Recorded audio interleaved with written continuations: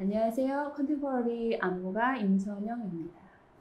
무용의 세계에는 무용가라는 큰 타이틀 아래에서 안무가, 무용수, 그다음에 춤을 가리키는 교육자 세 파트로 크게 나눌 수 있는데요. 저 같은 경우는 그 세 가지를 계속 병행하면서 여태까지 왔던 것 같아요. 배울 때에는 무용수로서 배움을 찾아가지만 춤을 어느 정도 배우다 보면 배움만 오는 것이 아니라 어느 순간 나의 생각을 나의 방식대로 표현하고 싶다라는 욕구가 생기기 시작해요.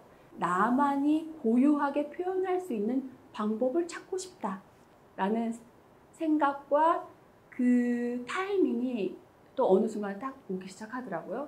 저는 일단 글쓰기를 즐겨하는 안무가예요. 그래서 동작을 짜기 전에 내가 생각하고 내가 표현하고 싶은 큰 울타리가 있다는 걸 발견을 하고 거기에 대한 글을 짧게는 5페이지, 조금 길게는 7, 8페이지 먼저 글쓰기로 나의 생각을 먼저 정리를 하고 그 글쓰기 안에 들어가 있는 명사나 동사들을 다시 한번 어레인지를 하고 그것을 어떻게 춤으로 표현할 수 있을까라는 생각을 통해 즉 움직임을 창작하기 시작하는데요.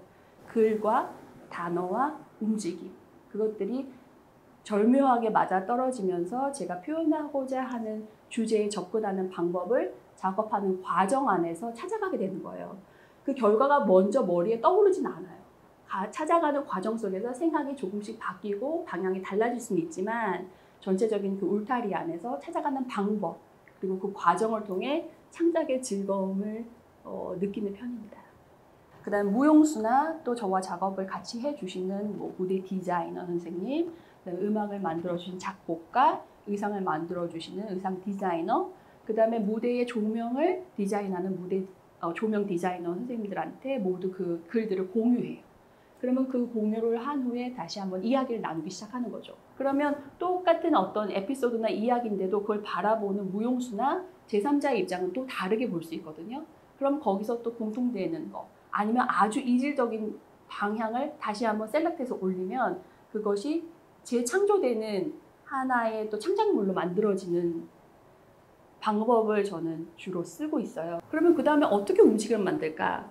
보통 일반적으로 수업 시간에 배운 움직임을 많이 쓰거나 아니면 많이 보아왔던 움직임을 카피하거나 자기가 카피하고 싶어서 하는 게 아니라 인간은 누구나 많이 보면 그걸 자연스럽게 내 거인 줄 알고 쓰게 되거든요.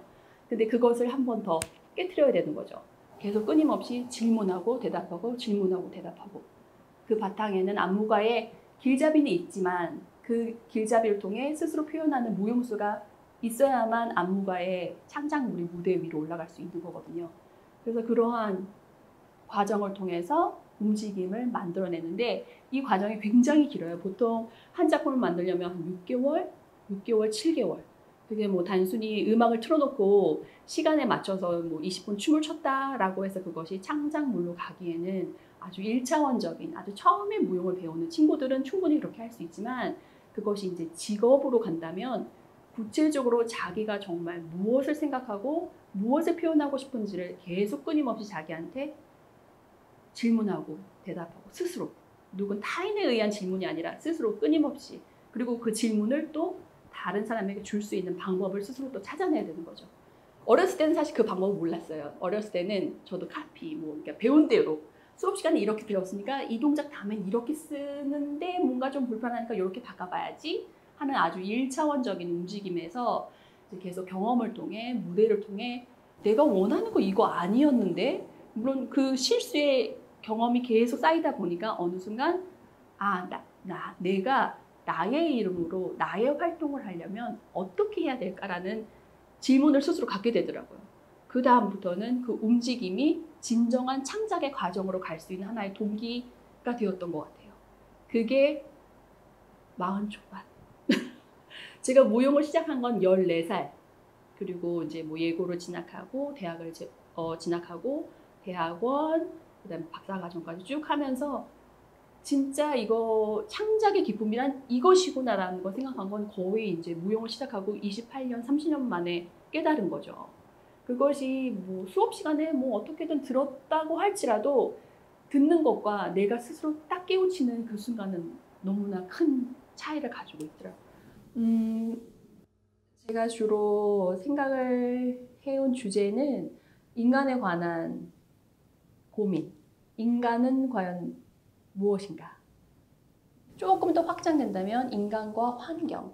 인간이 처해 있는 그 주변 환경들에 따라 인간이 어떻게 변화되는지에 대해서 조금씩 지금 확장하고 있는데 가장 관심 있는 분야는 인간이 어떻게 이 세상에 존재하는가, 어떤 생각으로 살아가는가에 관한 고민을 주로 춤을 통해서 하고 있고요.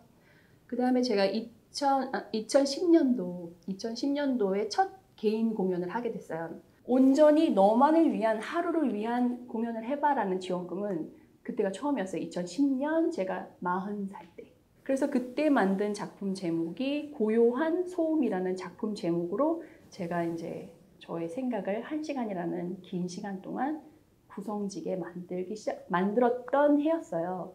근데 그때도 생각했던 주제는 바로 이제 인간의 내면의 상태.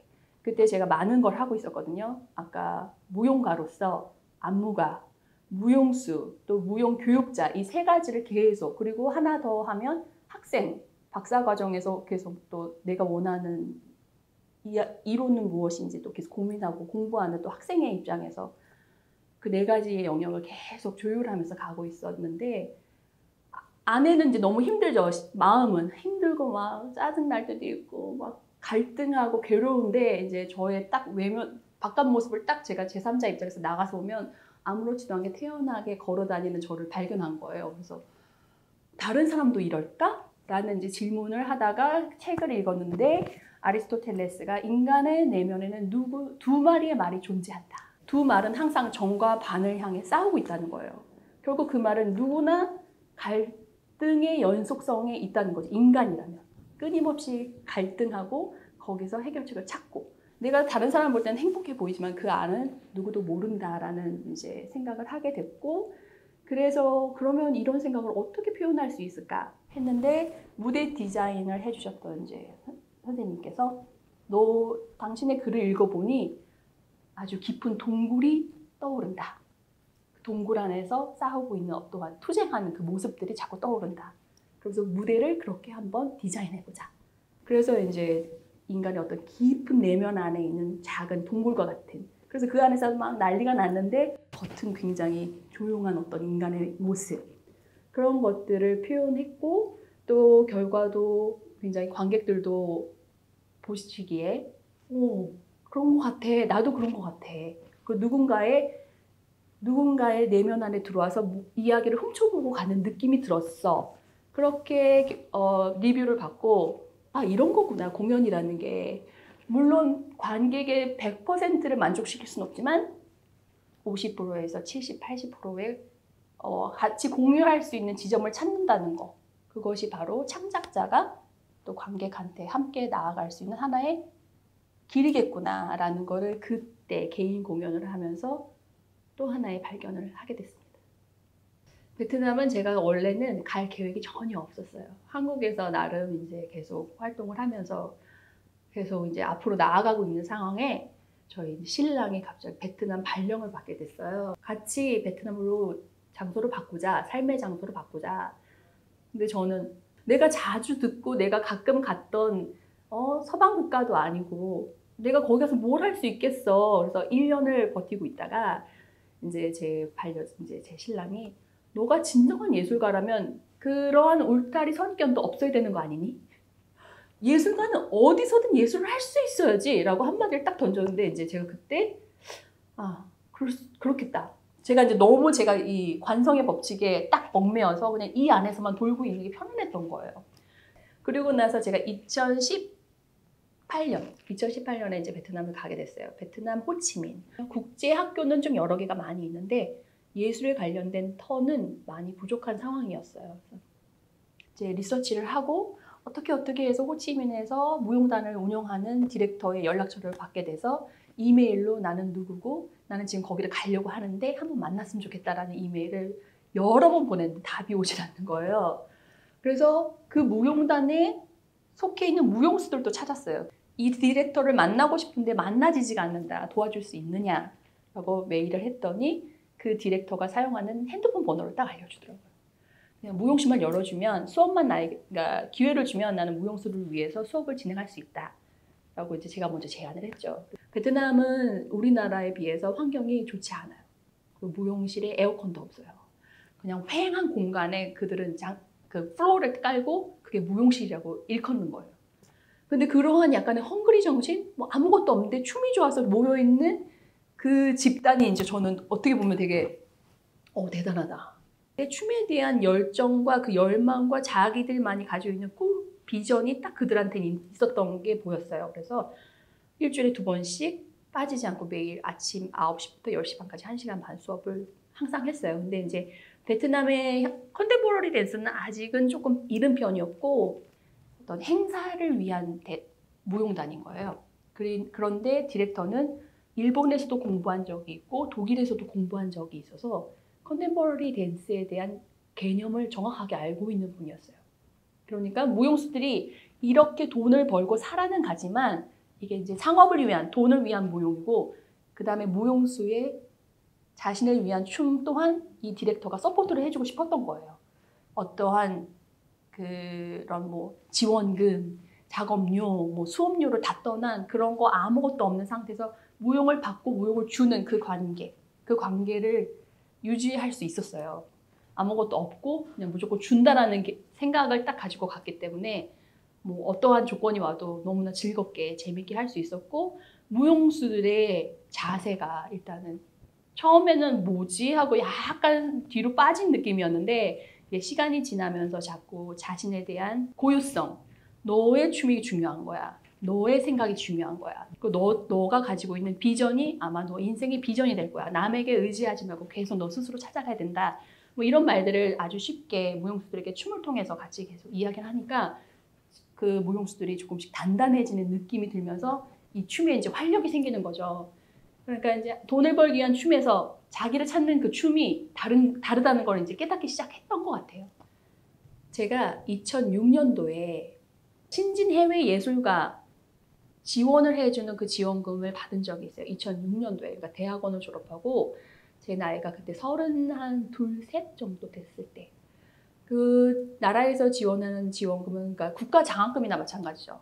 나라에서 예술가에게 주는 장학금이에요. 그 장학금의 의도는 많은 경험을 하고 다시 와라. 근데 이제 저는 그 전까지는 이제 계속 한국에서 교육을 받았죠. 대학교 때 이제 제가 자비로 뉴욕을 간 적은 있지만 아주 짧게 갔었는데 그때 이제 제가 생각이 열린 거죠. 만약에 제가 대학교 때 그런 작은 경험이 없었더라면 그 경험에 대한 두려움이 더 컸을 텐데 그 작은 경험이 그 다음에 조금 더 큰 경험을 만들 수 있는 용기랑 자신감을 줬던 거가 아니었을까 지나고 보니까. 그렇게 해서 해외로 나가고 뭐 영국, 프랑스, 독일, 뉴욕이라고는 하지만 거기서도 많은 나라에서 온 무용수들이 있잖아요. 그 무용수들과 이야기하고 춤추면서 넌 어디서 왔니? 난 한국에서 왔어. 그러면서 같이 이야기하고 어우러질 때 이게 예술이 갖는 힘이네. 예술가들은 밀어내지 않아요. 예술가들은 넌 누구야? 너가 원하는 건 뭐야? 너가 하고 싶은 건 뭔데? 얘기해봐. 들려줘. 그러니까 열린 자세로서 상대방을 대하니까 저의 입장에서는 너무 좋았던 거죠. 이게 예술이구나. 예술은 너가 뭘 표현했는지 비난하는 게 아니고 너가 뭘 표현하고 뭘 얘기하고 싶은지를 들어주는 사람들이구나 라는 생각을 그때 했고 또 제가 베트남으로 갈 수 있었던 처음에는 내가 어떻게 가 했지만 알고 보니 그래 다 똑같고 정도의 차이지 거기 또한 예술을 하는 사람이 있겠구나 하고 가게 될 수 있었던 또 하나의 용기와 자신감이 계속 그러한 경험 국내에서도 경험이 있지만 국내가 아닌 국외로 갈 수 있는 경험 그리고 내가 그걸 들고 갈 수 있는 가장 좋은 도구는 바로 예술이고 춤이었던 것 같아요. 일단 제가 어렸을 때 크리스마스 되면 유치원에서 발표회 갔잖아요. 선생님이 항상 말씀하실 때 그리고 제일 먼저 그 동작을 외우고 너무 흥이 나게 춤을 추는 어린이 그리고 자기 것만이 아니라 옆에 파트너까지도 가르쳐주는 어린이 너 너무 잘한다 뭐 이런 말씀을 많이 하셨대요. 그래서 저희 어머니가 저희 이제 아버지에게 얘가 춤에 대해서 좀 재능이 있는 것 같아. 무용학원을 좀 보내고 싶은데 그게 이제 1978, 9년이겠죠. 근데 저희 아버님은 이제 군인이셨어요. 내 가족이 춤을 출 수는 없어. 춤을 추는 재능은 전혀 없어. 당신이 잘못 본 거야. 그냥 공부를 시켜.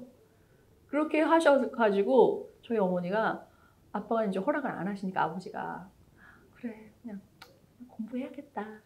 공부하자. 그리고 이제 중학교 때까지 쭉 그냥 그렇게 갔어요. 근데 춤의 코드가 내 안에 있다는 걸 저도 모르고 있다가 이제 중학교 때 이제 중학교 선생님을 만나면서 이제 춤이 되게 아름답네. 되게 좋다. 그런데 또 선생님이 춤을 잘 춘다? 춤을 좀 해보지? 그렇게 하면서 그 학교가 100주년 행사가 되었어요. 100년이 되는 해에 제가 중학교 2학년이 된 거예요. 그래서 정신여자중학교 무용과를 졸업한 이제 동창들, 무용계에서 활동하는 동창들이 동창 기금을 모아 국립대극장에서 공연을 하자.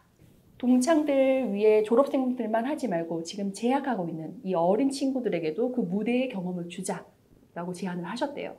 그때 이제 현대무용 작품 하나, 한국무용 작품을 하나 친구들과 같이 했어요. 무용과 친구들. 그렇게 하면서 무용 무대를 섰고 그 다음에 무대의 경험이 끝나고 나서 나는 이제 무용 전공자가 돼야겠다라고 이제 스스로 마음을 먹었죠. 그때까지는 제가 취미인 줄 알았어요. 저희 어머니, 아버지 다. 그러니까 그냥 한다 그래. 즐겁게 해. 학교 생활 재밌게 해. 그래 좋다면 좋은 거지 하고 하셨는데 제가 이제 무용 전공을 하고 예고 진학을 하고 싶다. 그렇게 얘기를 하니까 이제 저희 어머니는 올 것이 왔구나라고 짐작하셨던 것 같고 저희 아버지는 이제 그럴 수 없다. 그냥 무용은 그냥 취미일 뿐이야. 무슨 전공이니 공부해야지 라고 말씀하셨는데 저희 어머니가 갈등이 되잖아요. 그 둘 간의 사이에서 자식과 이제 남편의 사이에서 이제 그래서 학교 무용과 선생님을 뵈러 갔는데 선생님께서 이제 확신을 주신 거죠. 얘 잘할 수 있을 것 같아요. 전공을 시켜도 잘할 수 있을 것 같습니다. 그러면서 이제 그 진로 맵을 딱 주신 거예요. 예고를 간 다음엔 이화 여대를 딱 보내면 답이 딱 나올 것 같다고 선생님께서 진로 맵을 그냥 주신 거예요. 목표가 정확하게 있었으니까 그 목표를 계속 향해 가니까 갈등이나 흔들림 없이 그 목표에 필요한 것들이 무엇인가 제가 계속 관찰하고 해야 된다는 걸 하고 그다음에 이제 그때 이제 뭐 국영수, 그다음에 과학, 무용과를 가려면 기본적으로 봐야 되는 그 과목들이 있으니까 점수의 그 커트라인을 딱 보고 그 점수까지 계속 올리려고 노력을 했던 것 같아요. 그리고 그때 고등학교 때 기억났던 가장 중요한 말은 춤을 잘 추려면 공부를 잘해야 돼. 왜냐하면 사고력이 계속 발전할 수 있는 건 공부를 통해 발전하는 거야. 그 공부가 춤을 방해하지 않는다. 춤을 잘 추고 싶으면 두 가지를 계속 똑같은 비율로 밀어주는 그 힘을 키워야 한다는 거를 이제 은연중에 제가 깨달은 것 같아요. 그렇게 하면서 이제 춤의 길을 좋은 선생님들을 통해서 갈등 없이 안정적으로 대학까지 가게 되었던 것 같아요. 대학교 때 친구들과 대학 수업 끝나고 무용실에 모여서 한 100번 넘게 돌려본 비디오가 이제 윌리엄 포사이드라는 독일 안무가의 움직임. 굉장히 논리적이고 구성적이고 그다음에 제가 관객을 대상으로만 움직였던 움직임을 완전히 회전으로 바꿔버린 아주 입체로 바꿔버린 안무가였던 것 같아요. 어떻게 저렇게 움직임을 할 수 있을까? 아무리 봐도 계산이 안 나오는 거예요. 그러니까 더 호기심이 가는 거예요. 어려운데 더 호기심이 가고 어떻게 하면 저렇게 할 수 있을까? 그래서 친구들과 계속 보면서 관심을 가졌던 안무가는 윌리엄 포사이드. 그 다음에 이제 전 세계적으로 춤을 널리 퍼뜨린 이제 피나 바우시. 피나 바우시는 이제 누구나 들어도 알 수 있는 이제 무용계의 거장이신데 탄스 티어터라고 해서 연극과 춤을 아주 조화롭게 잘 만든 안무가. 그런 해외 안무가들의 작품이나 어떤 그들의 철학, 춤을 만드는 철학이나 그런 걸 들으면서 이제 저도 또 하나의 이제 도약을 하는 거죠. 저 사람들은 저렇게 생각하고 저런 배경 속에서 저런 움직임을 만들었구나. 그럼 나는 한국 사람이고 이 대한민국 땅에서 어떠한 문화 속에서 나는 어떠한 나만의 춤 코드를 발견할 수 있을까라는 이제 또 고민을 했고 춤을 추면서 마지막 하나 딱 남는 거는 내가 가지고 있는 고유성, 고유함, 누구의 누가 아닌 어느 기관에 소속되어 있는 누가 아닌 나만이 가지고 있는 그 고유함을 계속 드러낼 수 있는 작업. 그리고 그것을 주변 사람들이 계속 요구하는 이 필드, 이 영역이 참으로 멋지구나. 그게 이제 예술을 하는 예술 전공자나 예술가들이 가지고 있는 가장 큰 힘이 아닐까. 다른 사회 구성원으로 살 때는 이름보다는 그냥 하나의 구성원으로 묻혀질 때 예술가들은 끊임없이 자기의 이름을 가지고 자기만 할 수 있는 그것을 찾아가는 그 과정 속에 있기 때문에 시간이 지날수록 조금씩 더 단단해지는 게 아닐까라는 생각을 하면서 춤을 추길 잘했다. 그런 생각을